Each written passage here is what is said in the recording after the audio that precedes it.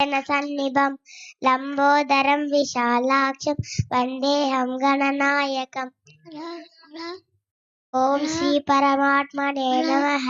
अथ पञ्चदशोऽध्यायः। पुरुषोत्तमयुगः। श्रीभगवानुवाच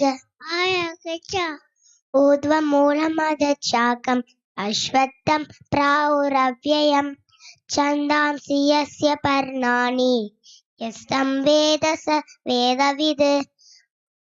अधक्षोध्वं प्रसृतास्तस्य शाखा गुणप्रविदा विषयप्रवालाः। अधस्तमूलान्यनुसन्ततानि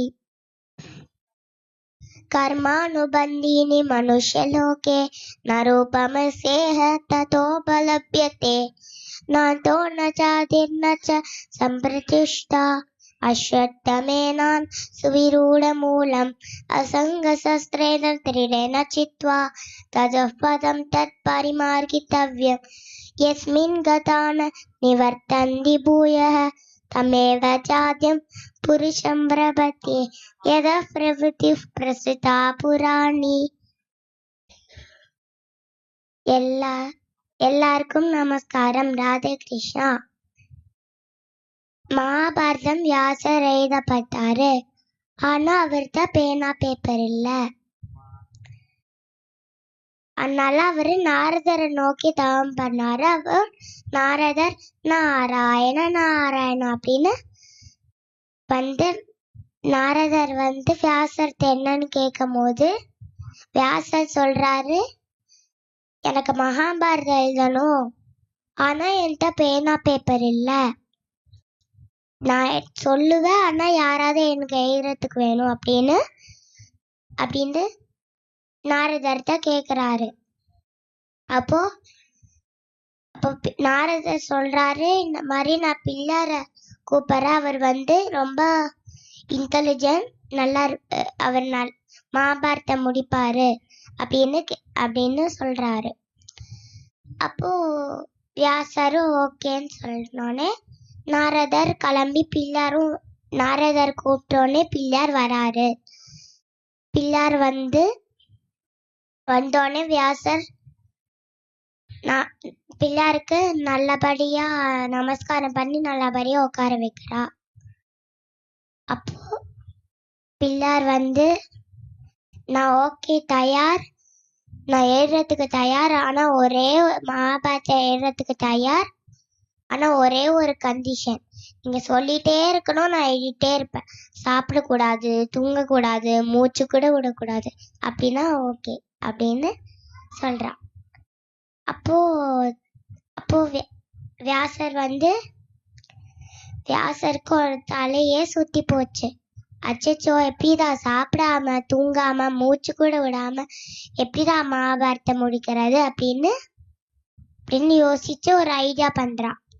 அது என்ன ஐடியானா, அப்போ கதைக்கு நடுவுல கஷ்டமான ஸ்லோகத்தை சொல்லி அதுக்கான மீனிங் சொல்லுங்க பாப்பா அப்படின்னு சொல்லும் போது அது பிள்ளார் யோசிக்கிற டைம்ல டக்குனு போய் சாப்பிட்டுட்டு வந்துடுறார். வியாசர் டக்குனு போய் சாப்பிட்டுட்டு வந்துடுறார், டக்குனு போய் தூங்கிட்டு வந்துடுறார், டக்குனு போய் மூச்சு கூட விட்டுட்டு வந்துடுறாரு. இப்படியே 3 வருஷம் இந்த மகாபாரதம் முடிக்கிறா.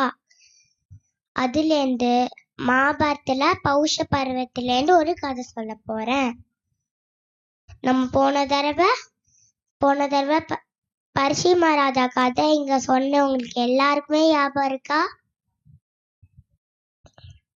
அந்த பரிசி மகாராஜாவை தட்சகன் அந்த பாம்பு பரிசி மகாராஜாவை கொன்னதுனால ஜனமேஜயன் யாகம் பண்ணாரு.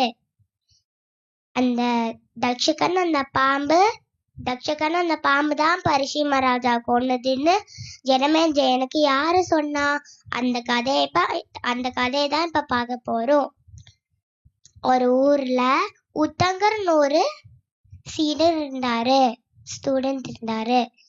அவருக்கு பைதர்னு ஒரு குரு இருந்தாரு. உத்தங்கர் எல்லாமே படிச்சு முடிச்சிட்டாரு, ஸ்கூல் ஃபுல்லா படிச்சு முடிச்சிட்டாரு.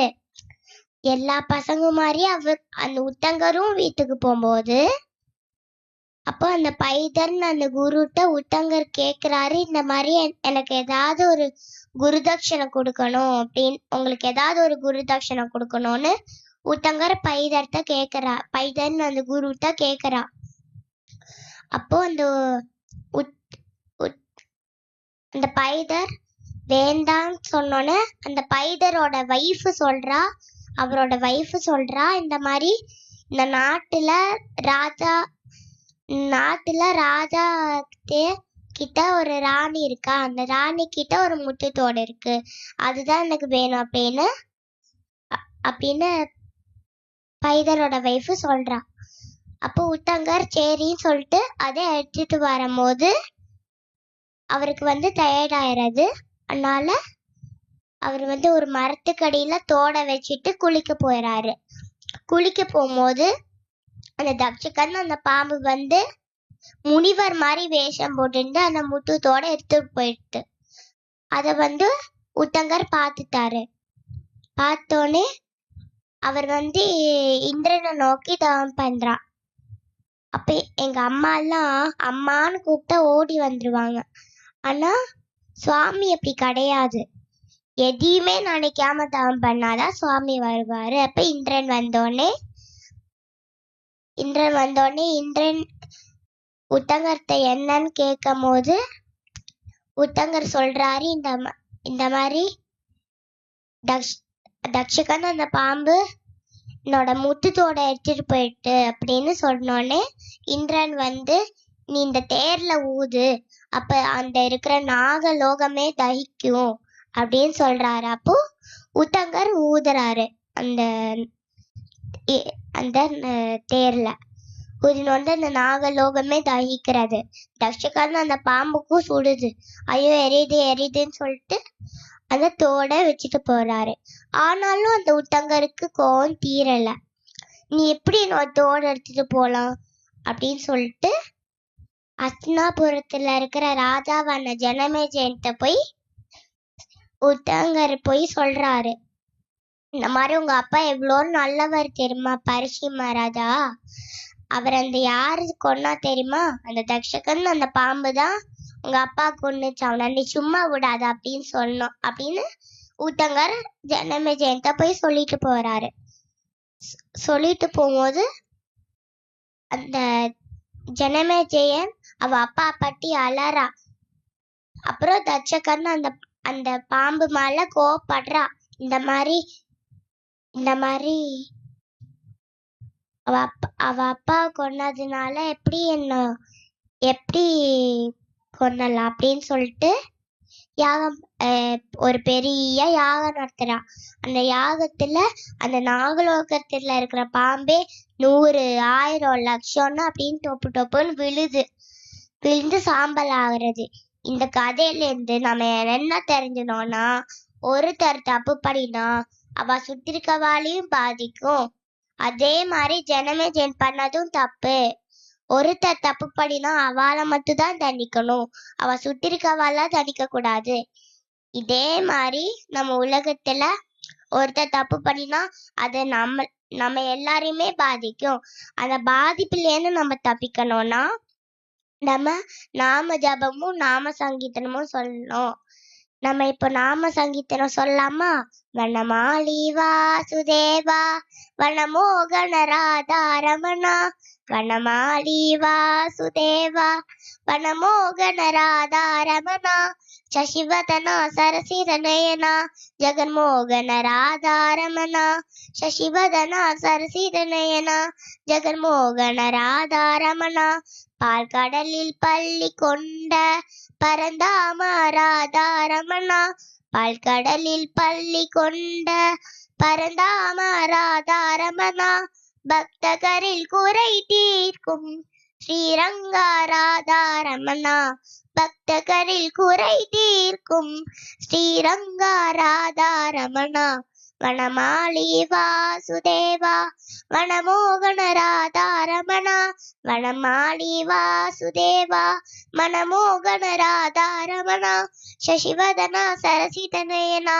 ஜெகன்மோகன ராதா ரமணா, சசிவதனா சரசித நயனா ஜெகன்மோகன ராதா ரமணா, வெண்ணையுண்ட மாயவனே கண்ணா நீ ராதா ரமணா வெண்ணையுண்ட மாயவனே நீ கண்ணா நீ ராதா ரமணா வேந்து வரம் தந்திடுவாய் ஸ்ரீரங்கா ராதா ரமணா வேந்து வரம் தந்திடுவாய் ஸ்ரீரங்கா ராதா ரமணா வனமாலி வாசுதேவா வனமோகன ராதா ரமணா வனமாலி வாசுதேவா மனமோகன ராதா ரமணா சசிவதனா சரசிதனயனா ஜெகன்மோகன ராதா ரமணா சசிவதனா சரசிதனயனா ஜெகன்மோகன ராதா ரமணா ராதா ரமணா ராதா ரமணா ராதா ரமணா ராதா ரமணா ராதா ரமண ராதா ரம ராதா ரமண ராதா ரம ராதா ரமணா ராதா ரமணா ராதா ரமணா ராதா ரம ராதா ரமணா ராதா ரமணா ராதா ரமணா ராதா ரம கோபிகா ஜீவன ஸ்வர்ணம் கோவிந்தா கோவிந்தா ராதே கிருஷ்ணா.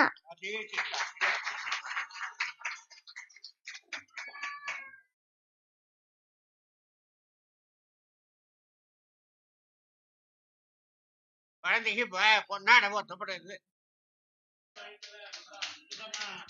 உபன்யாசம் பண்ணியிருக்கின்ற குழந்தை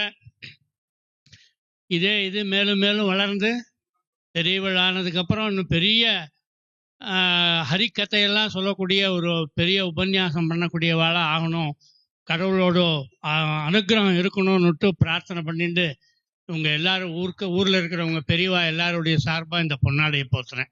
நன்றி.